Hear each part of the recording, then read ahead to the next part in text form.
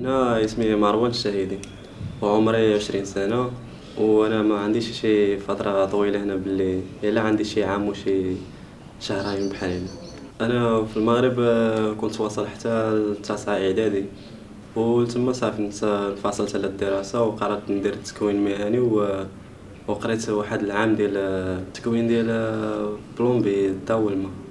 سي انا في المغرب الصراحه كنت كنقرا وكنت كنخدم، كنمشي نخدم في واحد الحانوت ديال التيندا ديال الروبا وكذا ديال الملابس وصافي. هذيك اول خدمه خدمتها كنت كنخدمها في المغرب، كانت كتعجبني وصافي. ملي جيت هنايا كنت خدمت في مجزره ديال كارنيسيريا وصافي. دابا مبقيتش خدام.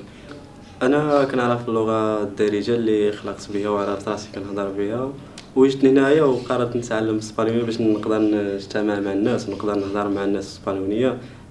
وصافي دابا غادي فيها مزيان، كنقراها مره في الدار وكنشوف مره في التليفون كذا. وقت الفراغ ديالي كنمشي مثلا كنتلاقاو انا وصحابي كنلعبوا الكره، كندوزوا الوقت، كنجلسوا كنهضروا كنضحكوا.